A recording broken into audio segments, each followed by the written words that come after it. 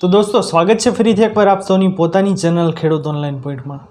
દોસ્તો આજની વિડીયોની અંદર આપણે ખૂબ જ મહત્વપૂર્ણ માહિતી જાણવાના છીએ કે તમે ભાયુભાગ વહેંચણીની કામગીરી જો 2025ના વર્ષની અંદર કરાવી રહ્યો છો તો તમારે કઈ કઈ બાબતોનું ધ્યાન રાખવું પડશે તેના વિશેની મહત્વપૂર્ણ માહિતી હું આપ સૌને જણાવવાનો છું। દોસ્તો જો આ બાબતનું તમે ધ્યાન નહીં રાખો તો 2025માં તમે ભાયુભાગ વહેંચણીની કામગીરી કરાવો છો એટલે કે ખાતા નોખા કરાવવાની કામગીરી કરાવો છો તો તમારી કામગીરી છે તેનું કામ બગડી શકે છે।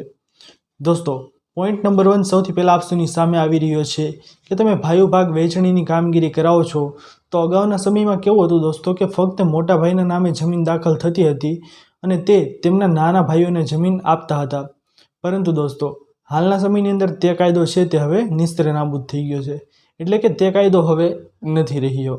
તમારે ભાયુભાગ વહેંચણીની કામગીરી કરાવી હોય તો તમામ ભાઈઓ છે તેમના નામો સંયુક્ત રીતે ખેતીની જમીનના સાતબારની અંદર ચાલતા હોવા જોઈએ અને સાતબારની અંદર ચાલતા હોય ત્યારબાદ તમામ ભાઈઓ પોતાના નામો છે તે ખાતા અલગ અલગ નોખા કરવાની કામગીરી પોતપોતાની સહીઓથી કરતા હોય છે।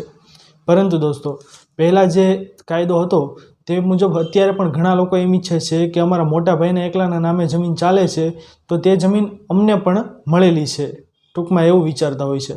પરંતુ હાલ તેઓને ખબર નથી કે હાલ ઘણા બધા સમયથી કાયદો તે છે તે બદલાઈ ગયો છે, એટલે કે મોટા ભાઈના નામે જમીન ચાલતી હોય હાલના સમય સુધી અને ત્યારબાદ અત્યારે તમે ઈચ્છતા હો કે હવે અમારે અમારા ખાતે જમીન કરાવી લેવી છે તો અત્યારના સમયની અંદર તેવી રીતે જમીન છે તે ખાતે થઈ શકે નહીં। તેના માટે કાયદેસર રીતે તમારે ભરવી પડે સ્ટેમ્પ ડ્યુટી, એટલે કે વેચાણ દસ્તાવેજની કામગીરીથી તમે તે જમીન છે તે તમારા નામે ટ્રાન્સફર કરાવી શકો છો। તમારી જમીન પણ તમારા મોટા ભાઈના નામે ચાલતી હોય તો તે જમીન તમારા ખાતે ચડાવવા માટે તમારે કાયદેસર રીતે સ્ટેમ્પ ડ્યુટી ભરવી પડશે અને વેચાણ દસ્તાવેજ કરાવવો પડશે। હવે વેચાણ દસ્તાવેજ કરાવવા માટે તમે પણ ખાતેદાર હોવા જરૂરી છો। જો તમે ખાતેદાર નથી તો જમીનનો વેચાણ દસ્તાવેજ છે તે થઈ શકતો નથી, તમારે અન્ય કોઈ વ્યક્તિના નામે જમીન ખરીદવી પડે। એટલા માટે દોસ્તો આ બાબતનું ખાસ ધ્યાન રાખવાનું છે। 2025માં તમે જો ભાયુભાગ વહેંચણીની કામગીરી કરાવો છો અને તમારી જમીન પણ તમારા મોટા ભાઈના નામે તે હાલના સમય સુધી ચાલે છે તો તે સારી બાબત નથી, કારણ કે હાલના સમયની અંદર ઘણા બધા ખાતેદાર હોય ના હોય, કારણ કે ખેડૂતોના નિયમો છે તે દિવસે ને દિવસે બદલતા હોય છે। એટલા માટે દોસ્તો આ નિયમ છે તે તમારે ખાસ કરીને ધ્યાન રાખવાનું છે। પોઈન્ટ નંબર 2 દોસ્તો આપ સૌની સામે આવી રહ્યો છે કે જો તમે ભાયુભાગ વહેંચણીની કામગીરી કરાવવા નીકળ્યા છો તો તમારે શું કામગીરી છે તેનું ધ્યાન રાખવાનું રહેશે।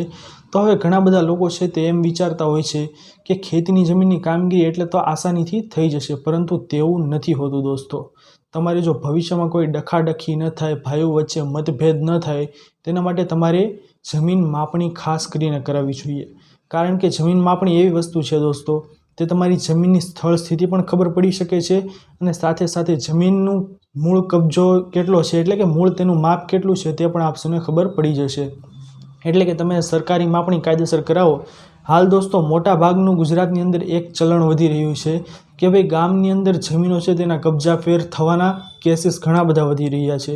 એટલા માટે તમારે તે ખાસ ધ્યાનમાં રાખવું કે તમારી જમીનનો કબજો છે તે પણ અલગ અલગ જગ્યાએ ચાલતો નથી ને, એટલા માટે ખાસ કરીને તમારે જમીનની ઉપર સરકારી માપણી કરાવવી જોઈએ અને માપણી કરાવ્યા બાદ તે માપણી શીટ નીકળે તે મુજબની બંને ભાઈઓને વહેંચણી કરાવવી જોઈએ।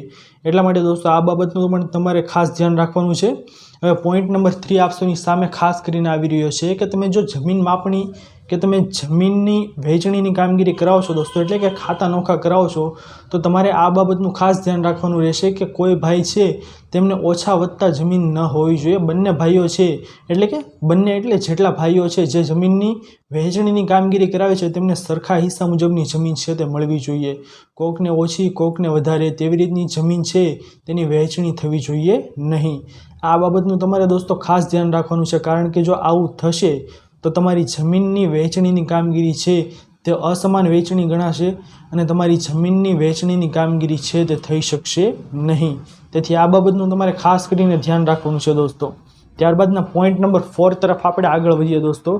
તો હવે ઘણા બધા વ્યક્તિઓ છે તે આ ભૂલ તો મોસ્ટ ઓફલી કરતા હોય છે, જેમને કાયદાથી અજ્ઞાન છે જે વ્યક્તિઓ, હું ફક્ત ખેડૂતોની વાત નથી કરતો, હું એવા એડવોકેટની પણ વાત કરું છું જેનાથી આવી ભૂલ થઈ શકે તેમ છે। તો આ કઈ ભૂલ છે દોસ્તો કે તમે ભાયુભાગ વહેંચણીની કામગીરી કરાવશો ત્યારે ખાસ કરીને ધ્યાન રાખવાનું છે કે જમીનના ટુકડા પાડતા સમયે પાછળ જમીનનો ટુકડો પડવો જોઈએ નહીં। ટુકડો મીન્સ કે 2.5 વીઘાથી ઓછી જમીન થવી જોઈએ નહીં. જો 2.5 વીઘાથી જમીન ઓછી થાય તો તમારી જમીન છે તેમની વહેંચણીની કામગીરી થઈ શકે નહીં. જો નાના વીઘા હોય તો અને ગાયકવાડી વીઘા હોય તો 2 વીઘા કરતાં ઓછી જમીન થવી જોઈએ નહીં. જો આવું થશે દોસ્તો તો તમારી જમીનની વહેંચણી છે તે કામગીરી તો સાઈડમાં પડી રહેશે. જમીનનો ટુકડા ધારાનો ભંગ થવા બદલનો કેસ છે તે દાખલ થઈ જશે. એટલા માટે દોસ્તો આપણે ખાસ કરીને ધ્યાન રાખવાનું છે કે આવી ભૂલ છે તે આપણાથી ન થઈ જાય જમીનની વહેંચણી કરતી વખતે. એટલા માટે દોસ્તો આપણે આ બાબતના ખાસ ધ્યાન રાખવાના છે. તો હવે દોસ્તો આપણે પોઈન્ટ નંબર 5 તરફ આગળ વધીએ. તો 5મા નંબરનો પોઈન્ટ પણ ખૂબ જ મહત્ત્વનો છે આપ સૌ માટે કે ભવિષ્યમાં તમામ ભાઈઓ છે તેમની વચ્ચે કોઈ પણ જાતનો મતભેદ ન થાય, કોઈ પણ ડખા ન થાય, તેના માટે તમારે જમીનના કૂવામાં હકો, ત્યારબાદ ધોરિયામાં હકો, ત્યારબાદ રસ્તાની અંદર હકો, તો આવા બધા લખાણો છે તે આપણે સોગંદનામું જે મામલતદાર કચેરીની અંદર આપવું હોય છે તેની અંદર તમામ લખાણો છે તે આપણે કરાવી શકીએ નહીં. તો આવા લખાણ છે તેના સેટલમેન્ટ માટે આપણે કરવું શું? તો એક 300 રૂપિયાના સ્ટેમ્પ પેપર ઉપર તમે આખા કરારની અંદર તમે લખાણ કરાવી શકો છો કે કઈ સાઈડનો ભાગ છે તે કયા ભાઈના ભાગમાં આવે છે, તેમજ ધોરિયાની અંદર કોના હકો છે, કૂવાની અંદર કોના હકો છે, રસ્તાની અંદર કોના હકો છે, ત્યારબાદ કૂવાની અંદર કેટલા ભાગો આવેલા છે. આવું બધી બાબતનું લખાણ છે દોસ્તો તે તમે અલગથી એક કરાર છે તેની અંદર 300 રૂપિયાના સ્ટેમ્પ પેપર ઉપર આવું લખાણ કરી અને નોટરી કરાવી શકો છો. અને તે કરાર છે તે તમામ ભાઈઓએ પોતાની પાસે એક ઝેરોક્સ રાખવાની, કોઈ એક વ્યક્તિ પાસે ઓરિજિનલ લખાણ રાખવાનું. તો આવું લખાણ છે તે તમને ભવિષ્યમાં કામ આવશે દોસ્તો, કે ભવિષ્યમાં તમારા વારસદારો છે તેમને પણ ડખા ન થાય અને તમામ ભાઈઓને પણ ડખા ન થાય. તેથી તેવું લખાણ છે તે તમામ ભાઈઓએ કરાવી લેવું. તો દોસ્તો 2025ની અંદર આ 5 ખાસ બાબતો છે તે તમે વહેંચણી કરાવવા જાઓ તો ખાસ કરીને ધ્યાન રાખજો, કારણ કે આ બાબતો છે તે તમને ડગલે ને પગલે કામ આવી શકે છે. તો દોસ્તો આ ભાઈઓ ભાગ વહેંચણીની કામગીરીની ઇન્ફોર્મેશન આપશોને કેવી લાગી? જો પસંદ આવી હોય વિડીયો તો વિડીયોને લાઇક કરવાનું ના ભૂલતા.